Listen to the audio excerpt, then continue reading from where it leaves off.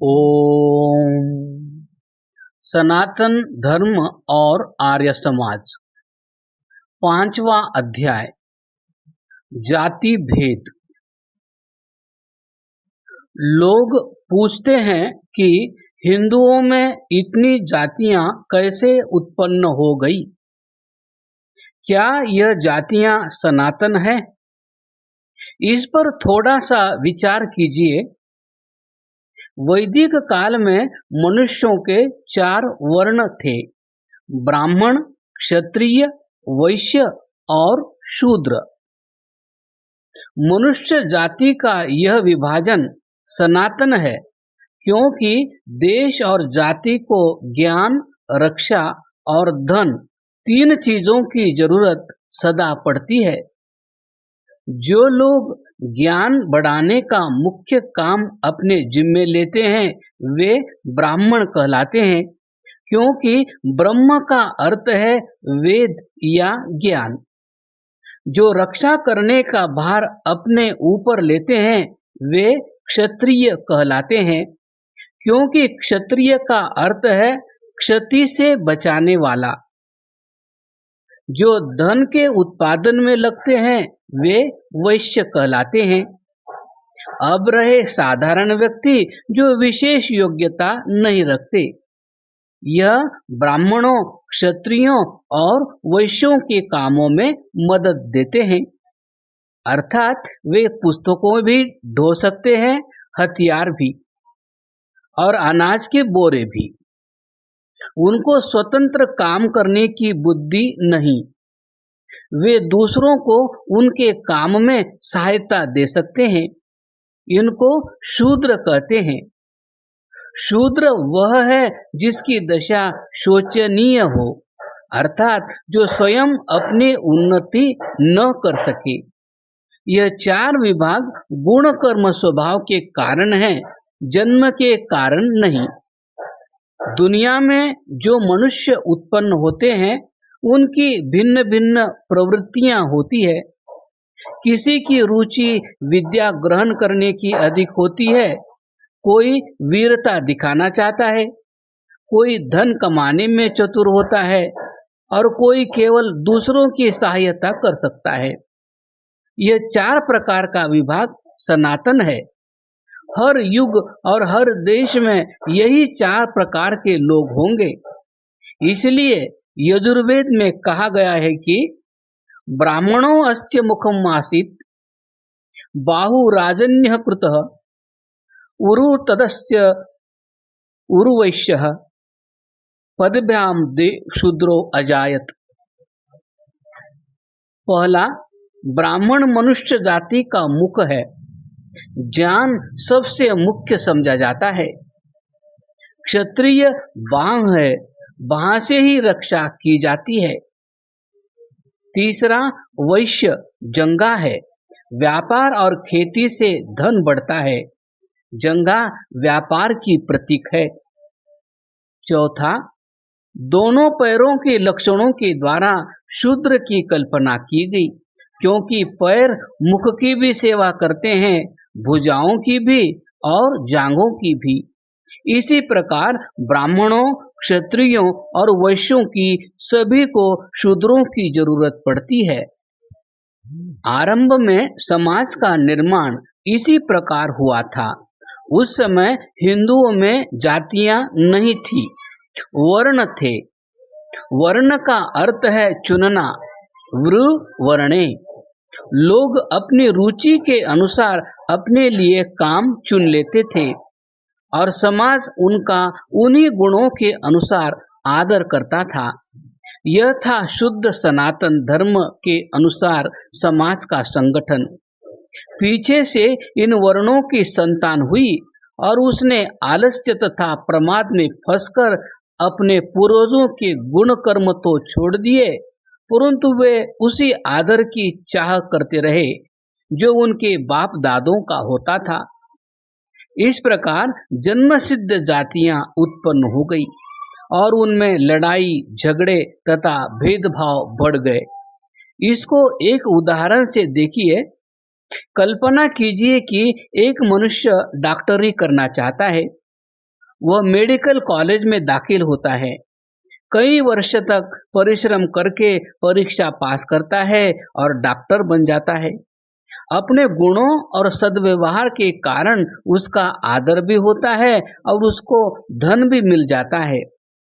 अब यदि उसका लड़का आलसी और नालायक निकल जाए तो वह अपने बाप के पद और धन दोनों की इच्छा करेगा और चाहेगा कि लोग उसको डॉक्टर कहें, क्योंकि उसका बाप डॉक्टर था।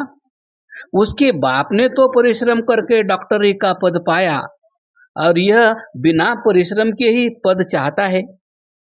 यदि समाज उसको डॉक्टर कहने लगे तो समाज का काम तो नहीं चलेगा, क्योंकि उसमें रोगियों के इलाज करने की योग्यता ही नहीं है।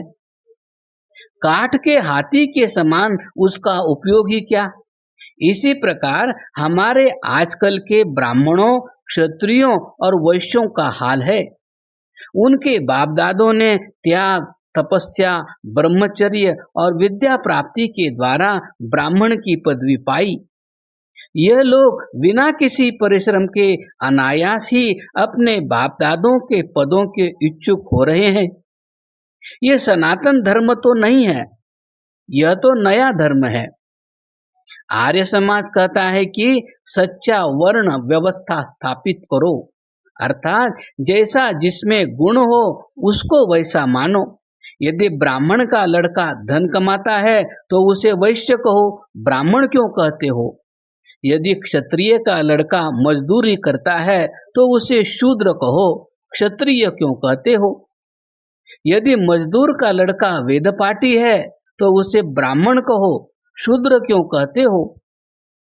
गलत नाम धरने से समाज में धोखा पैदा होता है और ढोंग बढ़ जाता है। यदि किसी वैद्य का लड़का या पोता वकील बन जाए और अपने को मिस्टर वैद्य कहे तो धोखा होगा, क्योंकि अब वह वैद्य की कोटि से निकल गया। अब रही भेदभाव की बात। भेद दो प्रकार का है, रोटी का और बेटी का, अर्थात भोजन करना और विवाह संबंध करना। पहले ब्राह्मण, क्षत्रिय, वैश्यों और शूद्रों में रोटी का भेद नहीं था, छूत छात न थी, सब लोग सबका छुआ खा लेते थे। पकाने का काम प्रायः शूद्र करते थे। दक्षिण अफ्रीका में तो खान पान का भेदभाव बिल्कुल मिट गया है। सब सबके हाथ का पकाया खाते हैं, यह अच्छी बात है। केवल अभक्ष्य का परहेज करना चाहिए, अर्थात मांस और शराब से बचना चाहिए। यह बुरी बात है कि अफ्रीका में शराब का प्रचार बढ़ता जाता है। यह दूसरी जातियों के अनुचित अनुकरण के कारण है। सनातन धर्म और आर्य समाज दोनों को मिलकर इस दोष को दूर करना चाहिए। जब भारतवर्ष में सन 1875 ईस्वी में आर्य समाज की स्थापना हुई थी, उस समय हिंदुओं में यह छूत छात का रोग बहुत था और समुद्र को पार करने से ही लोग जाति से अलग कर दिए जाते थे। स्वामी दयानंद ने सत्यार्थ प्रकाश के 10वें समोल्लास में इसका प्रबल खंडन किया है। ईश्वर को धन्यवाद है कि अफ्रीका के सनातन धर्मी तो समुद्र की यात्रा करके ही यहाँ तक पहुँचे हैं। वे समुद्र यात्रा को पाप नहीं मानते। इस बाबत उन्होंने आर्य समाज की बात को पूरा मान लिया है। बेटी का संबंध भी अफ्रीका में अब उतना कड़ा नहीं है। योग्य वर और कन्या को देखकर विवाह होना चाहिए। इस विषय में भी वर और कन्या के गुणों को देखना चाहिए, जन्म को नहीं। इस विषय में सनातन धर्म और आर्य समाज में इतना भेद नहीं है, जो है वह भी कम हो रहा है। और यदि छोटी छोटी बातों पर झगड़ा करना छोड़ दिया जाए तो यह भेद और कम हो जाएगा। एक बात और याद रखनी चाहिए, विवाह, नामकरण, अंत्येष्टि आदि संस्कारों में ब्राह्मण पुरोहितों की जरूरत पड़ती है। ब्राह्मण वह है जो ब्राह्मणों के से गुण रखे। अतः संस्कार कराने के लिए उन लोगों को चुनना चाहिए जो संस्कार कराने में निपुण हो, चाहे वह ब्राह्मण बाप दादों की संतान हो चाहे दूसरे हो। केवल जन्म परक ब्राह्मण मानने से अविद्या, पाखंड, लोभ, आलस्य और आडंबर बढ़ता है। पुरोहितों को लोभी नहीं होना चाहिए। लोभी गुरु लालची चेला दोनों खेले दांव, भवसागर में डूबते बैठ पत्थर की नाव। जो पैसे पैसे के लिए सिर चीरते हैं और संस्कार कराने वालों को दिक करते हैं, वे ब्राह्मण नहीं है। ब्राह्मण के लिए लोभ सबसे घातक अवगुण है। हाँ, लोगों को सच्चे ब्राह्मणों का सत्कार अपनी योग्यता के अनुसार अवश्य करना चाहिए। यदि निर्धन घरानों में संस्कारों की जरूरत पड़े तो योग्य ब्राह्मणों को बिना संकोच के दक्षिणा का लोभ किए बिना ही उचित संस्कार करा देने चाहिए, जिससे धार्मिक कृत्य कराने में किसी को असुविधा न हो। पुरोहित और यजमान दोनों को चाहिए कि संस्कारों के मूल तत्वों पर दृष्टि रखें, आडंबरों को बढ़ने न देवे। दूसरे लोगों को भी इस विषय में कोशिश करनी चाहिए। मैंने कहीं कहीं दक्षिणी अफ्रीका में भ्रमण करके देखा कि कुछ उच्च जातियां पुरानी रूढ़ियों के अनुसार दूसरे हिंदू भाइयों से घृणा करती और उनसे अलग रहती है। इससे हिंदू संगठन में बाधा होती है। यदि कोई नीच जाति का पुरुष अपने परिश्रम से बढ़ जावे और धन तथा विद्या में संपन्न हो जाए तो यह अच्छी बात है, बुरी नहीं। वह प्रशंसा का पात्र है, घृणा का नहीं। उसका उत्साह बढ़ाना चाहिए और उसको समाज में अच्छा आसन देना चाहिए। यह नहीं कहना चाहिए कि इसके बाप दादे नीच या गरीब थे, अब यह बढ़ गया तो हम इसका आदर क्यों करें। गिरते को उठाना और चढ़ते को बढ़ाना हमारा कर्तव्य है।